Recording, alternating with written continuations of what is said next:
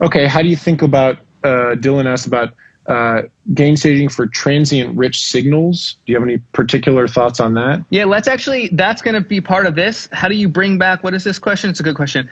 How do you usually achieve bringing back the aggressive character of a limited rough mix? Yeah, this is the sauce, man. I can't be giving all of the sauce out. Just kidding.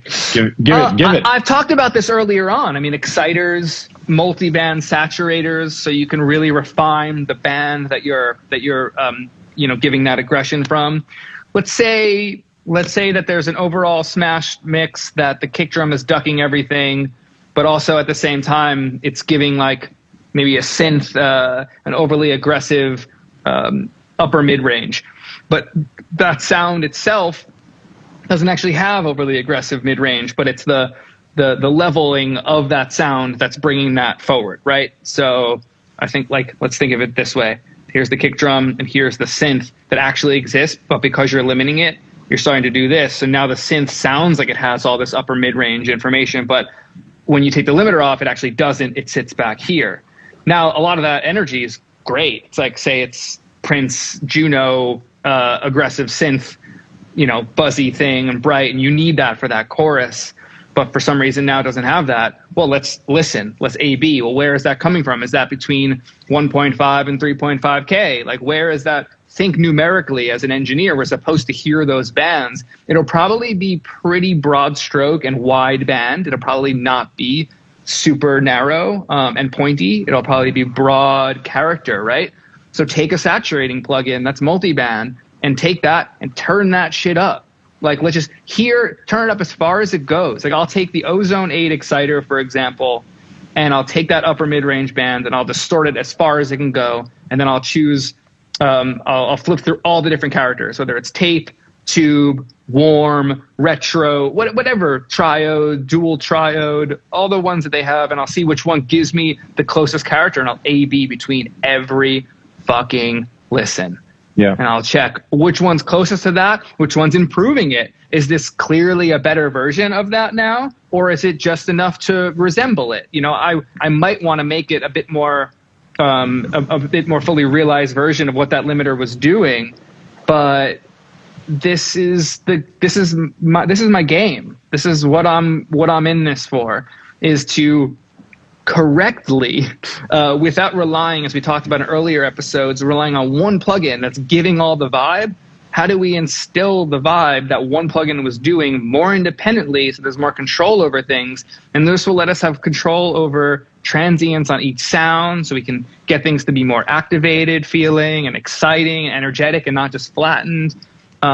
Give you control over punch instead of faux punch, like that fake clipped kick drum punch that every fucking mix has. I'm like, that's not what kick sounded like. That's not what Dre's kick sound like. And Dre's shit, Kendrick shit, like Ali doesn't do shit like that. He's not broad stroked. You could hear him. You can hear his nuance. Like, that's what we want. So the thing that it seems like we're taking a step back, those are great details. What we're talking about with gain staging and signal flow, the reason to understand those is to be able to take, in this example, something that is extremely limited as a rough mix, and then, but because you can basically just take a modern bunch of sounds, jam it through a limiter, and get a certain kind of excitement out of it. And that's what a lot of people will do. But you as a mixer, or the people out there that are really mixers, and it applies to producers, engineers as well, what you can do by understanding gain staging and how much headroom you have with limiters, things like that, is to basically decide how much of the mix bus glue versus getting the same effect with more control, more dynamic range, more transients. So it's not just, okay, it either goes through a limiter saturator on the mix bus or not. It's, okay, it's going through this much on the rough mix, and that's exciting, but I'm going to reduce it a bit and then use some of these tools and understanding the gain staging, but then understanding harmonic saturation,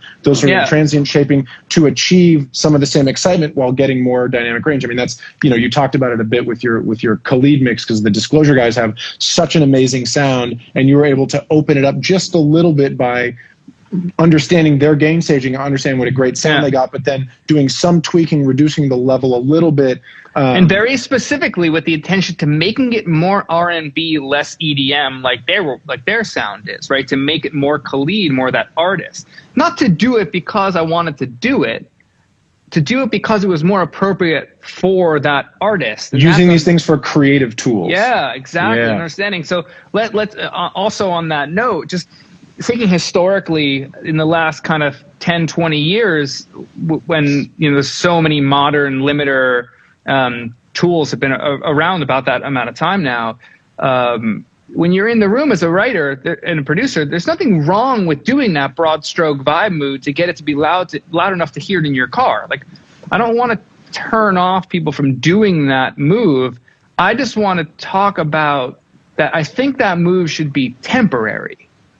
And because we've all done it. I mean, I'm a mixer, but also when I was producing records, I did that.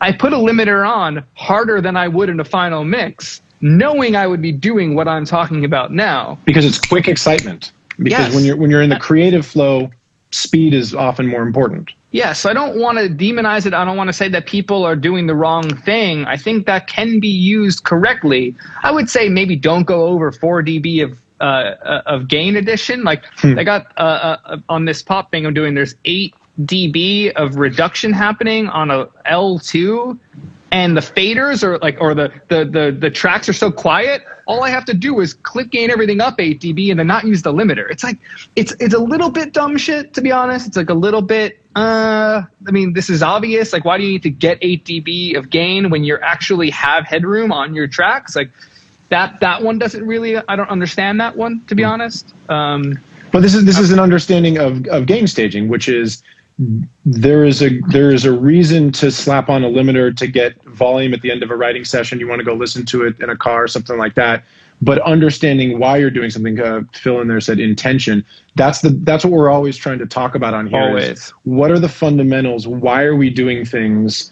How do they work? And then why would you use them? What is the purpose? And it doesn't mean you always have to have you take off the L2, you do no limiting, and you achieve everything with the transient shaper. It may be that some of the excitement can come out of that, but it's understanding what these tools do and then why you might want to use them. Yeah. Understanding headroom, understanding tools, understanding all the things that make you a professional, right? We're supposed to understand the limits of this technology. I mean, that's what a professional does. An electrician goes in and knows the ins and outs of what it means to wire up a house or a commercial building. I'm supposed to know how to wire up a mix from start to finish. And if you don't and you're pretending, you're not going to last very long. Yeah. There's always going to be someone that knows it better and still has more vibe than you do, right? So that you have to know how it works from in and out. You have to.